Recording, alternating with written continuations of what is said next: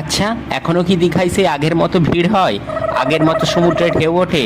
এইসব কথা ভাবতে ভাবতে হঠাৎই একদিন দীঘা পৌঁছে গেলাম। দীঘা স্টেশনে নেমে দেখি সে তো অন্যরকমই ব্যাপার। স্টেশন থেকে মন্দিরের চূড়া দেখা যাচ্ছে।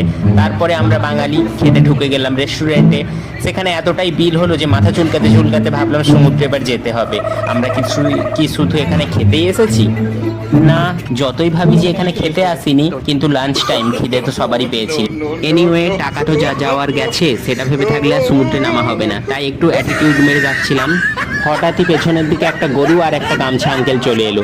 তারপর সমুদ্রে নেমে দেখি কি গামছা আঙ্কেলদের ছড়াছড়ি। তার সঙ্গে সঙ্গে আমার কাজিনগুলো তো আছেই, ফটো শ্যুট করে দে, ভিডিও করে দে। পেছন থেকে একটা কালুয়া দাদা এসে আমাকে ধাক্কা মেরে দিয়ে চলে গেল।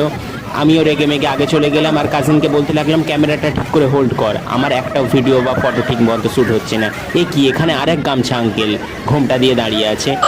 এনিওয়ে, গামছা আঙ্কেলের ছড়াছড়ি, আর আমি এখানে সমুদ্রেতে ক্যামেরার অ্যাঙ্গেল ঠিক করতে বলছি, আর আমার নিজের অ্যাঙ্গেল বেঁকে গেছে বসে থাকতে থাকতে। প্রচণ্ড রোদের তেজ, আর তার সঙ্গে সমুদ্রের নোনা ঠান্ডা ঠান্ডা জল আর হাওয়া, সব কিছু মিলিয়ে ভালোই লাগছিল। ব্যাপারটা ঠিক খারাপ নয়, কিন্তু এই ঢেউতে মোবাইলটা পড়তে পড়তে বেঁচে গেল। ঠিক আছে, আমার ভিডিও কেউ শ্যুট করছে না, কোনো ব্যাপার নয়, আমি সমুদ্রের ভিডিও শ্যুট করি। দেন ইভিনিংয়ে আমরা চা খাওয়ায় ব্যস্ত থাকায় আমরা ভুলে গিয়েছিলাম যে আমাদের জগন্নাথ টেম্পলেরও দর্শন করতে হবে।